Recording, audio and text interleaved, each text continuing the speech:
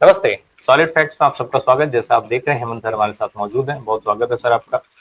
Sir आज जो है वो दो अलग अलग चीजें हैं, दो अलग अलग ऐसे बातें जो कहीं ना कहीं दिखा रही हैं कि हमारे देश में क्या हो रहा है कानून व्यवस्था को लेकर के, न्यायपालिका को लेकर के। एक तरफ विजय शाह के मामले में जिन्होंने कर्नल सोफिया कुरैशी को लेकर के बयान दिया था, उस विजय शाह के मामले में एक एक रुख दिखता है कोर्ट का। दूसरी तरफ प्रोफेसर अली खान जो हैं अशोका यूनिवर्सिटी के, उनको लेकर के एक अलग रुख दिखता है। पहले मैं चाहता हूं कि जरा दर्शक विजय शाह की वो क्लिप सुन लें, याद कर लें कि उन्होंने क्या कहा था। विजय शाह ने कर्नल कुरैशी को लेकर क्या कहा था, फिर उसके बाद मैं सवाल पर आता हूं। सुनाइए जरा। जिन्होंने हमारी बेटियों के सिंदूर उजाड़े थे, वही कटे पिटे लोगों को हमने उन्हीं की बहन भेज करके उनकी ऐसी की तैसी करवाई। एक बार मोदी जी के लिए जोरदार ताली बजाएं। उन्होंने कपड़े उतार उतार के हमारे हिंदुओं को मारा और मोदी जी ने उनकी बहन को उनकी ऐसी की तैसी करना हमारे जहाज से उनके घर। अब मोदी जी कपड़े तो उतार नहीं सकते थे, इसलिए उनके समाज की बहन को भेजा कि तुमने हमारी बहनों को अगर विधवा किया है तो तुम्हारे समाज की बहन आके तुम्हें नंगा करके छोड़ेगी।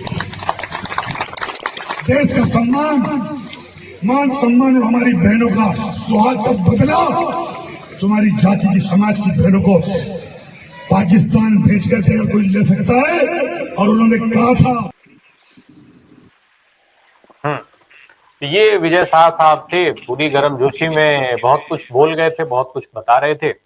सर सवाल ये उठता है कि एक तरफ जहां विजय शाह को एसआईटी, विजय शाह के ऊपर जो एसआईटी बनाएगी उसको जुलाई तक का समय दे दिया गया, दूसरी तरफ प्रोफेसर अली खान को किसी भी तरह का राहत देने से इनकार कर दिया गया। क्या माना जाए इसको, क्या चल रहा है जुडिशरी? क्या जुडिशरी भी दो अलग अलग चश्मों से देख रही है सबको? राम प्रकाश जी नमस्कार, आपको सारे दर्शक साथियों को भी। देखिए, एक चीज तो मैं आपको हमेशा से ही कहता हूं कि पिछले कुछ समय में बहुत ही दुर्भाग्यपूर्ण स्थिति बनी है और विद ऑल ड्यू रिगार्ड्स ये पूरी जुडिशरी के लिए फिर भी ये बात कहनी पड़ेगी कि जो एक सामान्य कहावत थी ना सिविल एडमिनिस्ट्रेशन में, वो कहीं ना कहीं जुडिशरी ने भी अपने ऊपर अपना ली है कि you show me the man and I will show you the woman.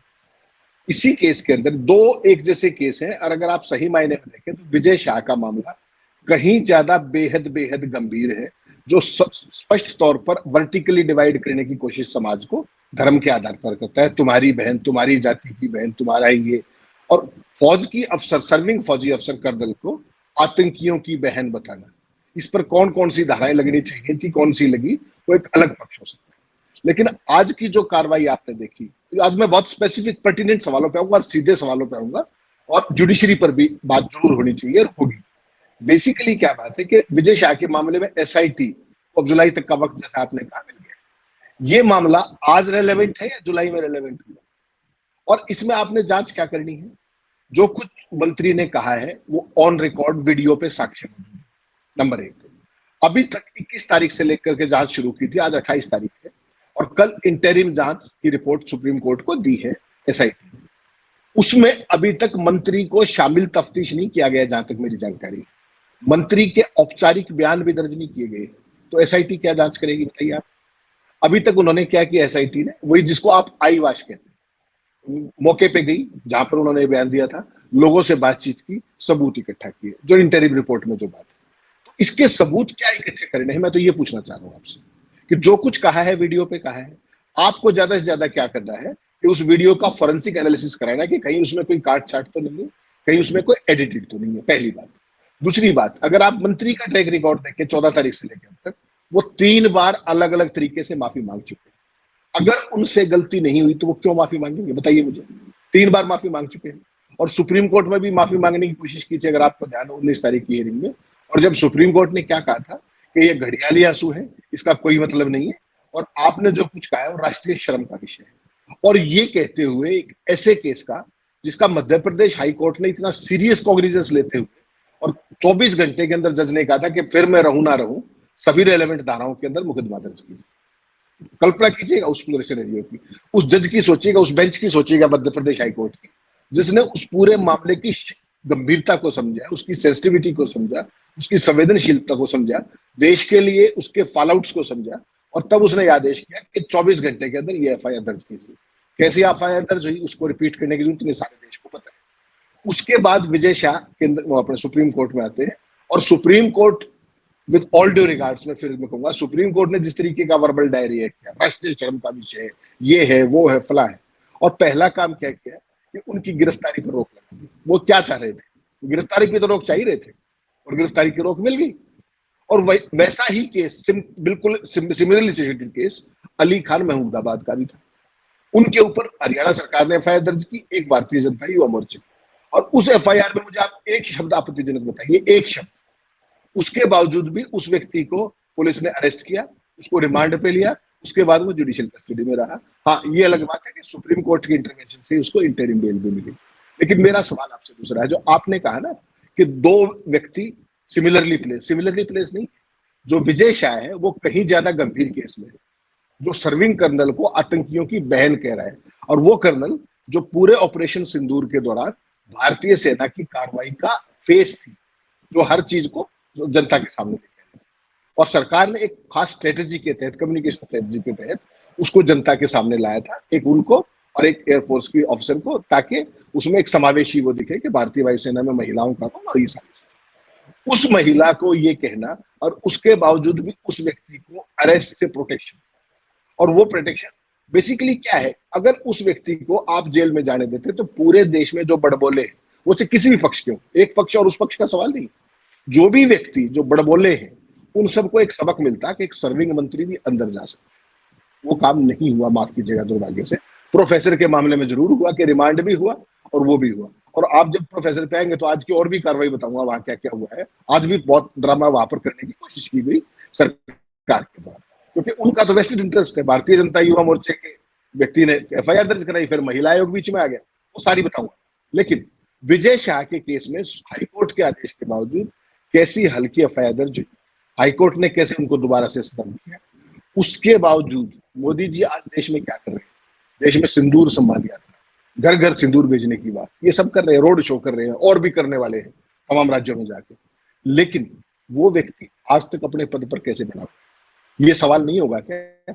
जो एक फौज की सर्विंग कर्नल को आतंकियों की बहन कह रहा है, और मोदी सरकार महिलाओं की अस्मिता की सबसे बड़ी रक्षक, सेनाओं की सबसे बड़ी, जिसको कहिए आप रक्षक, देश की सबसे बड़ी राष्ट्रवादी सरकार, और उसका मंत्री सर्विंग फौजी अफसर को आतंकियों की बहन कहने के बावजूद अपने कैबिनेट के अंदर बना हुआ है, उसका मंत्री पद बना, और सुप्रीम कोर्ट कहता है कि जुलाई तक जांच। इसमें जुलाई में तक जांच होनी क्या है? मैं तो ये जो कुछ है ब्लैक एंड व्हाइट में है, आमने सामने है। मंत्री ने 3 बार माफी मांगी है, आप तय कर दीजिए क्या है। और जो इंटरव्यू रिपोर्ट जांच की आई है 6 दिन रिपोर्ट के बाद, उसमें अब तक पूछताछ भी नहीं हुई मंत्री से, तो आप समझ सकते हैं एसआईटी किस तरह की जांच भी कर रही है। लेकिन जुलाई तक का समय दे करके तो ये तो मामला ठंडे बस्ते में चला गया। उसके बाद आप कुछ करेंगे नहीं करेंगे, देश उसमें सोचेगा, तब तक कंट्री विल मूव ऑन, और उस बात का रेलेवेंस खत्म हो जाएगी।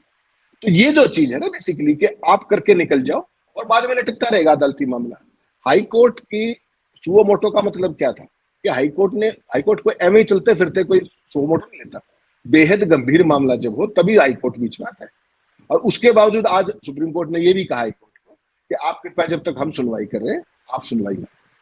ये मामला कहां से उपजा? ये मामला तो हाईकोर्ट की सुनवाई से उपजा ना, वहीं से जब उन्होंने कहा एफआईआर दर्ज कीजिए और सारा कीजिए, तो सुप्रीम कोर्ट ने इंटरिम रिलीफ देना था, दे देते, उसके बाद इस केस को रेफर भी कर सकते थे हाईकोर्ट को, कंसर्न बेंच को, लेकिन वो नहीं किया गया। तो आप समझ लीजिए कि ये मामला लटकता रहेगा, और जुलाई के एंड तक, जुलाई में जब भी इसकी हियरिंग होगी, उसके बाद किसको क्या देखना है, कौन कर्नल कुरैशी और कौन क्या, उसके बाद कंट्री विल मूव ऑन।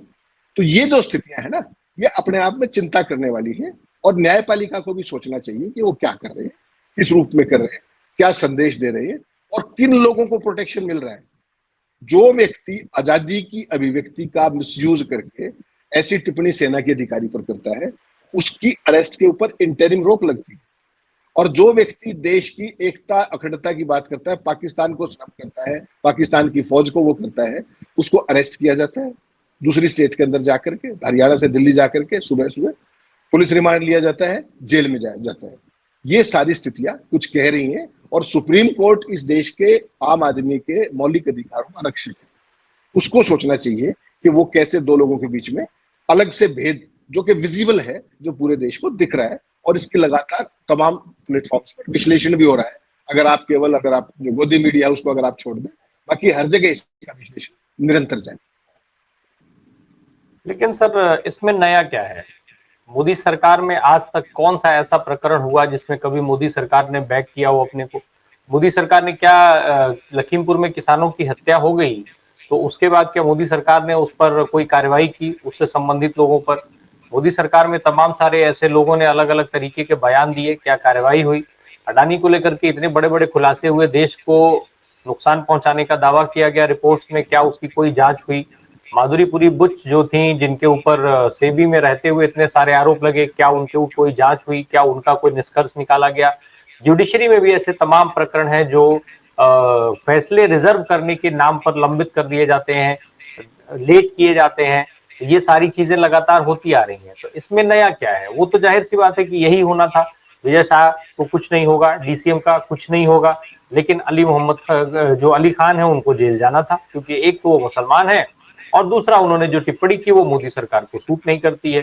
तो ये तो सामान्य सी चीजें हैं, इसमें हम सरकार या कोर्ट को दोषी क्यों माने? नहीं, सरकार की बात मैं कर ही रही, यहाँ तो न्यायपालिका की बात हुई राम प्रकाश जी। और आपने बिल्कुल जितने भी ये सारे मुद्दे उठाए, अगर इनको गिनने लगेंगे आप 11 साल में तो शाम हो जाएगी। इसमें महिला पहलवानों का भी इशू था, इसमें राफेल का भी इशू था, इसमें नोटबंदी का भी इशू था, इसमें 370 का भी इशू था, इसमें राम मंदिर का भी इशू था, गिनते रहिए शाम तक।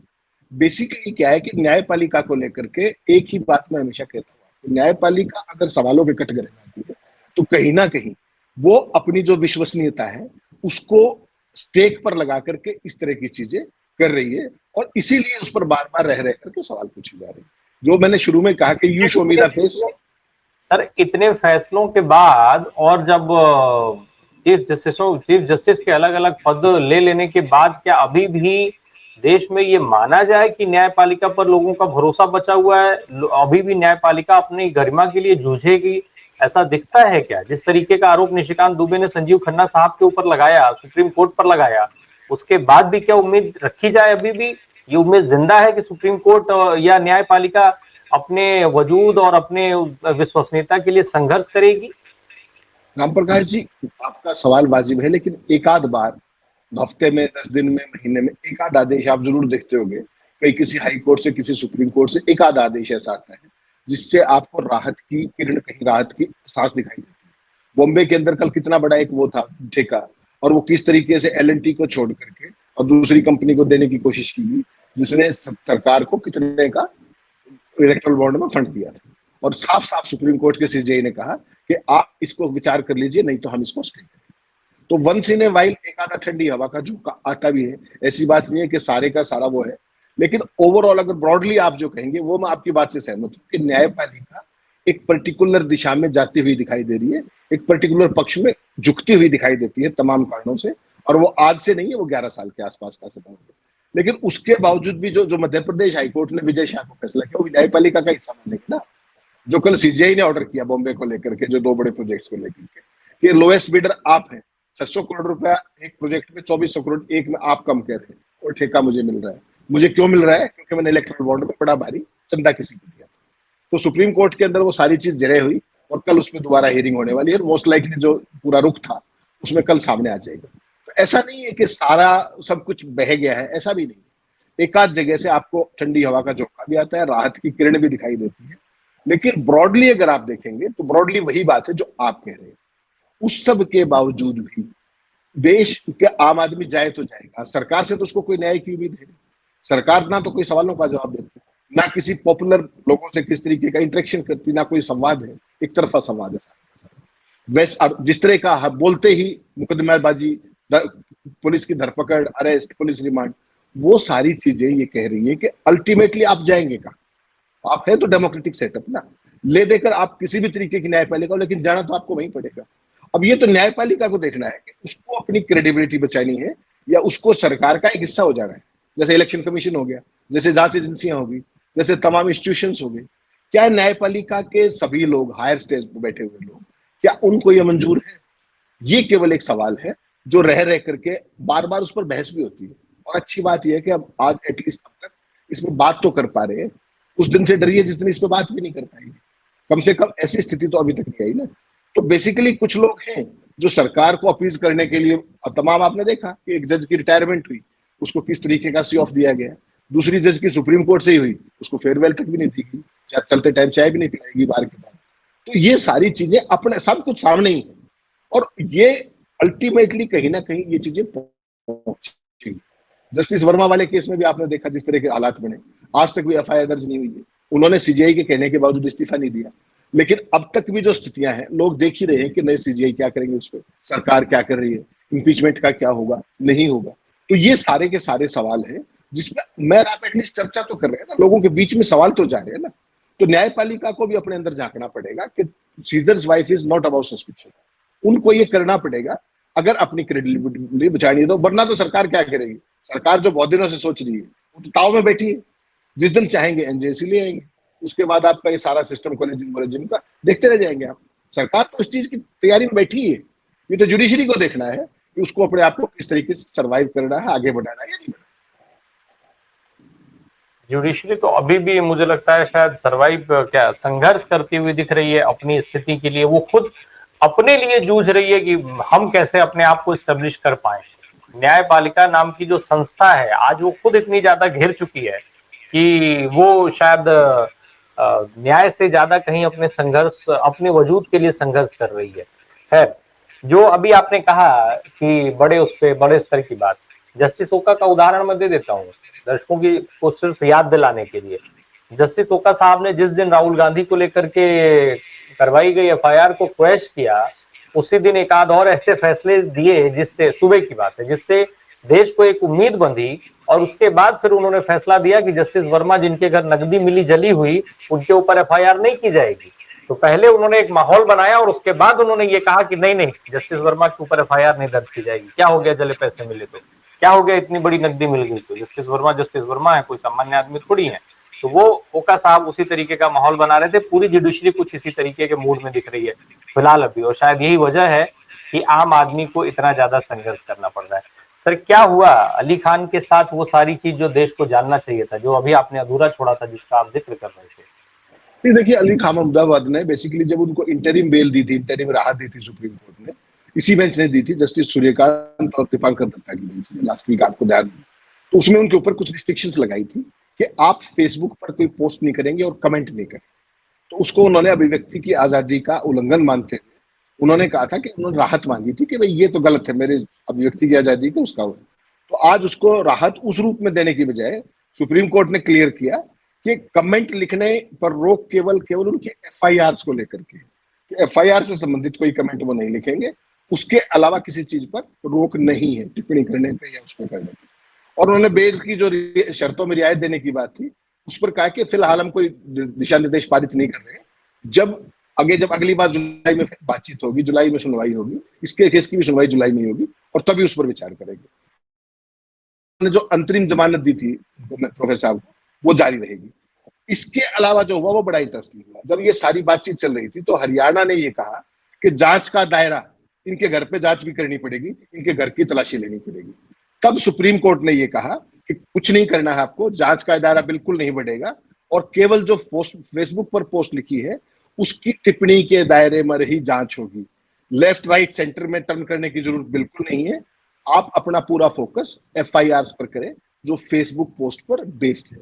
यानी कि एक प्रोफेसर जिसका कसूर कि आपके मन मुताबिक पोस्ट नहीं है, अदरवाइज जब जैसा वो महिला आयोग की चेयरमैन का मैंने आपसे पिछले शो में जिक्र किया था कि महिला आयोग की चेयरमैन से ये पूछा, जो शिकायत करता है इस मामले में रेणु भाटिया, उससे ये पूछा गया कि आप बताइए इसमें 2 लाइन आपत्ति क्या है, तो वो 2 लाइन नहीं बता पाई थी और एफआईआर तत्काल दर्ज होगी। ऐसे ही भारतीय जनता युवा मोर्चे के पदाधिकारी कहने से एफआईआर दर्ज होगी।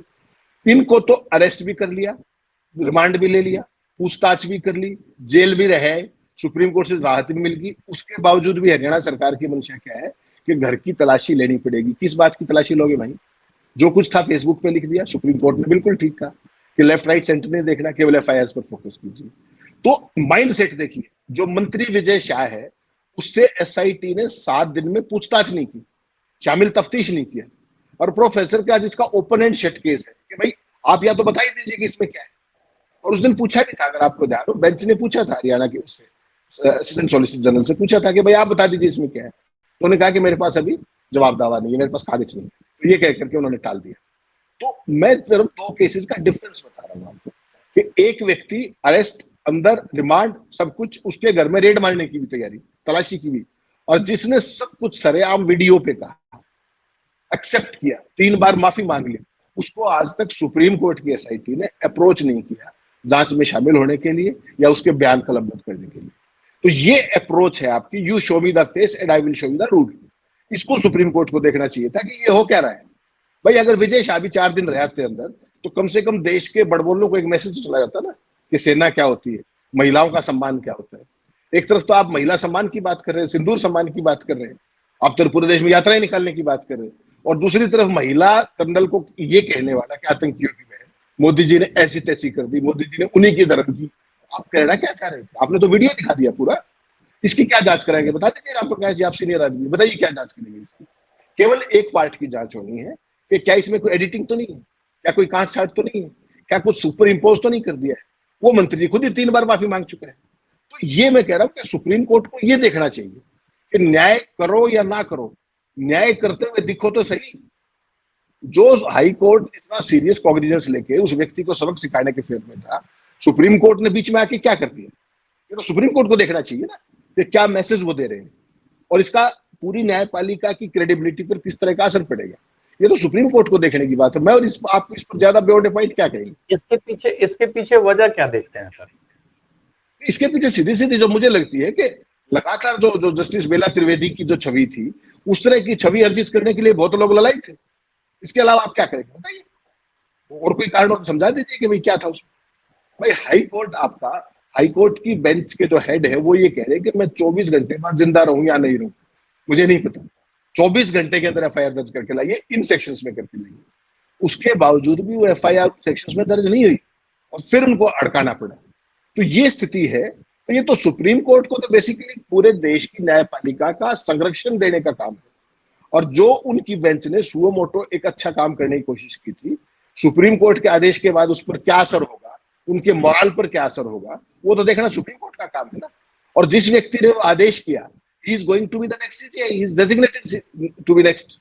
तो वो क्या मैसेज दे रहे हैं और अपनी किस तरह की एक इमेज जा रही है, वो मैं उन्हीं के विवेक पर छोड़ता हूँ और दर्शकों पर छोड़ता हूँ कि उन्होंने उसको किस रूप में लिया। बिल्कुल, अब ये देखने वाली बात होगी कि इसमें क्या नया निकल करके आता है, क्योंकि वजह जो अभी सर ने बताई और क्या कुछ हुआ कोर्ट में वो भी बता दिया गया आपको। अब सबसे बड़ा सवाल वही है कि आखिर जुडिशरी का ये संघर्ष अगर इतना लंबा चलता रहेगा तो आम आदमी का जो भरोसा है वो कहाँ जाएगा और आम आदमी के पास विकल्प क्या बचेगा? क्या और कोई विकल्प देखते हैं आप सर? जब हम जिस तरीके की निराशा आज है तमाम मुद्दों को लेकर के, चाहे वो महंगाई हो, बेरोजगारी हो या शिक्षा स्वास्थ्य जैसे मुद्दे हों, ऐसे में जिस तरीके से आम आदमी संघर्ष कर रहा है, क्या और उम्मीद बची है, क्या और विकल्प बचे हैं आम आदमी के पास? राम प्रकाश जी, एक देसी कहावत है, खुद को मारे बिना स्वर्ग नहीं मिलेगा। अगर आपको कोई कष्ट है, कोई परेशानियां हैं, आपको संगठित होकर के सड़कों पे आना पड़ेगा। डेमोक्रेसी की यही सबसे बड़ी चीज है कि आप देखिए, राम प्रकाश जी को कोई परेशानी है, मैं उनको समर्थन दे सकता हूँ, मैं उनके साथ एकजुटता दिखा सकता हूँ। पहल आपको करनी होगी और फिर सारे के सारे इकट्ठे होकर के सड़कों पर उतरे तो कोई बात बनेगी, वरना इकलौता व्यक्ति कोई कुछ नहीं कर पाएगा। आज की तारीख में हो क्या रहा है कि आज उसका नंबर है, कल किसी का नंबर है, परसों तीसरे का नंबर है, सब अलग अलग पिट रहे हैं। और उस पिटने में विपक्ष भी उसका एक हिस्सा है, उसका इंटीग्रल पार्ट है कि कोई व्यक्ति जो बोलता दिखे उसको एजेंसियां पहुंच जाती है। तमाम लोगों केसेस में आपने देखा। तो बेस्ट तरीका क्या है कि आप संगठित होइए, एकजुट होइए, अपने हितों के लिए संघर्ष कीजिए, आवाज बुलंद कीजिए, डरिए मत। हिंदुस्तान में समस्या क्या है कि भगत सिंह सबको चाहिए, लेकिन वो आपके घर में होना चाहिए, मेरे घर में नहीं होना चाहिए।